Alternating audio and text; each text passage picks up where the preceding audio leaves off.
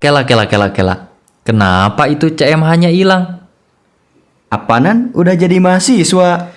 Oh, mahasiswa sekarang mah. Keren, euy. Iya atuh. Oke, langsung saja kami dari Tanya Aja dengan segmen kali ini yaitu OSTP. Obrolan santai tentang pajak. Hashtag 10.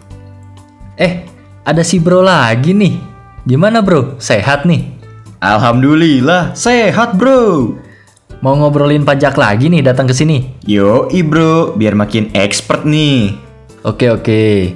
Kalau gitu kita ngomongin tentang hierarki peraturan pajak di Indonesia aja bro. Tapi buat yang belum nonton video-video sebelumnya, yaitu tentang apa bro? Tarif pajak? Jangan sampai lupa ditonton dulu ya bro-bro semua. Oke, kita balik lagi bro. Sekarang kita ngomongin tentang hierarki peraturan pajak di Indonesia bro. Hierarki itu apa bro? Hierarki itu bisa urutan tingkatan atau jenjang jabatan bro. Jadi kita akan membahas urutan tingkatan peraturan pajak di Indonesia bro. Oh, jadi peraturan pajak dari yang paling tinggi hingga yang paling rendah ya? Betul bro. Apabila kita lihat hierarki peraturan pajak di Indonesia, yang pertama itu adalah Undang-Undang Dasar bro. Oke. Yang kedua adalah Undang-Undang Perpajakan. Oke. Yang ketiga adalah Peraturan Pemerintah Pengganti Undang-Undang atau Perpu. Nah, ini jarang diterbitkan. Nomor 4 adalah Peraturan Pemerintah atau yang sering disebut dengan PP. Oke. Yang kelima adalah Keputusan Presiden atau Kepres. Nah, ini Kepres juga jarang diterbitkan untuk perpajakan, bro. Siap. Nah, yang keenam adalah Peraturan Menteri Keuangan atau yang sering disebut dengan PMK.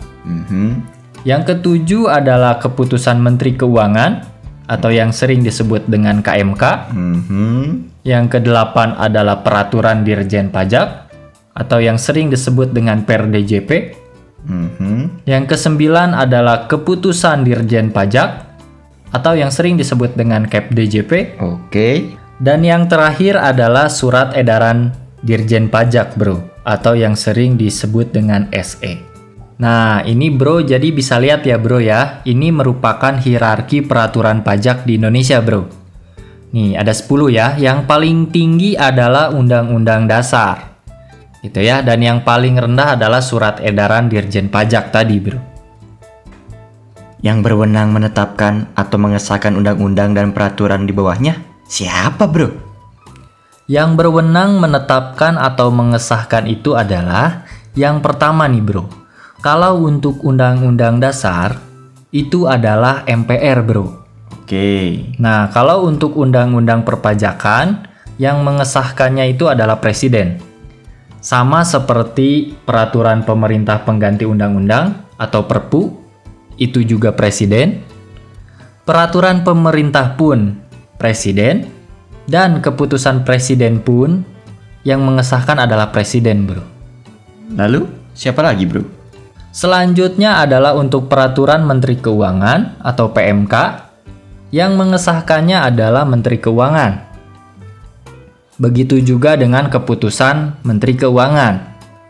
Yang mengesahkan atau menetapkannya adalah Menteri Keuangan. Oke. Sementara untuk Peraturan Dirjen Pajak, itu adalah yang mengesahkannya Direktur Jenderal Pajak, bro. Begitu juga untuk keputusan Dirjen Pajak, dan juga untuk Surat Edaran Dirjen Pajak, bro. CSA itu tadi ya bro? Betul. Bentar bro, Undang-Undang Dasar mengatur pajak juga. Ada bro. Kewajiban membayar pajak itu diatur dalam pasal 23A Undang-Undang Dasar 1945, yaitu pajak dan pungutan lain yang bersifat memaksa untuk keperluan negara diatur dengan undang-undang. Nah, undang-undangnya apa? Yaitu Undang-Undang Perpajakan, bro. Memang Undang-Undang Perpajakan di Indonesia ada berapa? Ini bro, dapat bro lihat nih.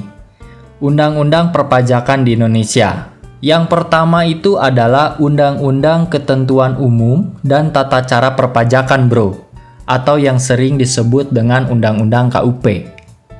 Yang kedua itu adalah Undang-Undang Pajak Penghasilan, atau yang sering disebut Undang-Undang PPH.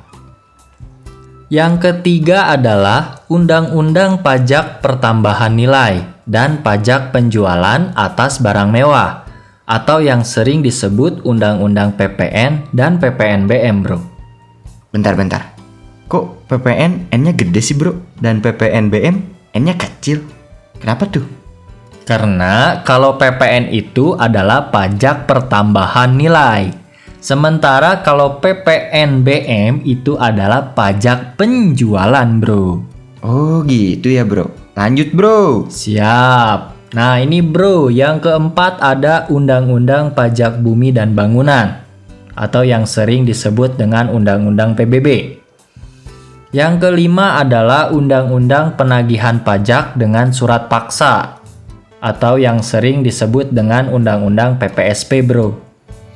Yang keenam adalah Undang-Undang Bea Materai, atau yang sering disebut dengan Undang-Undang BM. Yang ketujuh adalah Undang-Undang Bea Perolehan Hak atas Tanah dan Bangunan, atau yang disebut dengan Undang-Undang BPHTB, bro. Yang kedelapan ada Undang-Undang Pengadilan Pajak. Yang kesembilan ada Undang-Undang Pengampunan Pajak. Dan yang terakhir ada Undang-Undang Pajak Daerah dan Retribusi Daerah, atau yang sering disebut dengan Undang-Undang PDRD, bro. Wah, banyak juga ya. Kita akan bahas ini semua, bro. Tenang, bro. Kita akan bahas satu persatu dan perlahan-lahan tentunya, biar paham. Nanti kita mulai dari seri KUP ya, bro. Siap. Bro, tadi saya lihat ada peraturan Menteri Keuangan, ada juga keputusan Menteri Keuangan. Lalu ada juga peraturan Dirjen Pajak dan keputusan Dirjen Pajak. Memang apa bedanya peraturan dan keputusan, bro? Oke, kita lihat nih bro ya, perbedaan antara keputusan dan peraturan. Kalau untuk keputusan itu selalu bersifat individual dan konkret. Sementara itu untuk peraturan selalu bersifat general dan abstrak. Nah, untuk keputusan, pengujiannya melalui gugatan di Peradilan Tata Usaha Negara, bro. Sementara untuk peraturan, pengujiannya untuk peraturan di bawah undang-undang itu judicial review ke Mahkamah Agung, bro. Sedangkan untuk undang-undang diuji ke Mahkamah Konstitusi. Nah, ini yang terakhir nih. Kalau untuk keputusan itu bersifat sekali selesai. Sementara kalau untuk peraturan itu selalu berlaku terus-menerus, bro. Oh, gitu toh, bro. Baru tahu nih. Ada juga, bro, yang harus diperhatikan dalam peraturan perpajakan, bro. Apa aja tuh? Bro, pernah denger kata-kata junto, STDD, atau STDTD nggak, bro? Kalau junto itu pernah denger, bro. Kalau nggak salah waktu nonton berita kriminal ada pak polisi yang bilang tersangka terjerat pasal apa gitu. Terus bilang junto pasal sekian deh. Ya, betul, bro. Junto itu artinya adalah bisa bertalian dengan atau berhubungan dengan. Maksudnya gimana, bro? Contoh gini, bro. Misal bro mau nyari peraturan tentang NPWP nih, bro. Terus nemu di PMK nomor 1 Junto Per DJP nomor 2. Nah, maka PMK nomor 1 ini berhubungan dengan Per DJP nomor 2, bro. Oh, berarti ketika mau baca peraturan yang berhubungan dengan NPWP harus cari di PMK nomor 1 tersebut dan Per DJP nomor 2 juga karena saling berhubungan ya, bro. Tepat pisan, bro. Kalau STDD dan STDTD apaan, bro? STDD itu adalah sebagaimana telah diubah dengan.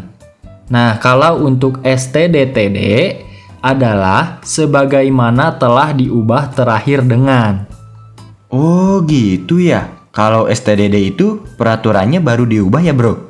Kalau yang STDTD perubahannya sudah yang terakhir. Berarti peraturannya sudah tidak berlaku dong. Tepat, bro. Jadi peraturannya ada perubahan. Namun, perubahannya belum tentu membuat peraturan yang sebelumnya itu menjadi tidak berlaku, bro. Contohnya gini nih. Misalkan ada PMK nomor 1, di mana terdapat 10 pasal dalam PMK tersebut. Nah, ternyata ada beberapa pasal yang dirasa harus diperbaharui. Maka muncul PMK nomor 2. Jadi, PMK nomor 1 STDD atau kalau yang terakhir kali maka STDTD PMK nomor 2, bro. Oh, jadi PMK nomor 1 tetap berlaku, tapi ada beberapa pasal diganti oleh PMK nomor 2 ya, bro? Tepat, bro. Nah, jadi kita harus cek apakah peraturan pajak itu terkait dengan peraturan mana saja. Dan apakah ada perubahan atau tidak. Serta yang paling penting adalah apakah peraturan tersebut masih berlaku atau tidak, bro. Siap, bro. Bro, boleh tanya lagi nggak? Udah dulu, bro. Mau ngasih makan ikan dulu. Oke deh lah. Eits, tapi sebelum itu jangan lupa like, komen, share. subscribe. Saya Ilham Fauzan. Dan saya Ardan Gani. Pamit undur. Assalamualaikum. Oke. Kalau begitu, oke. Oke.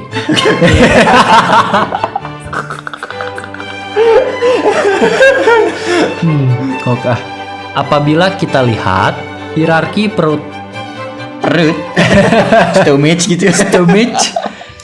Pengujiannya untuk peraturan di bawah undang-undang itu adalah judicial review, Bas. Judika ya. Judicial. Junto itu artinya bisa bertalian dengan salah memenggal kata. Ada yang bikin, ada yang bucin.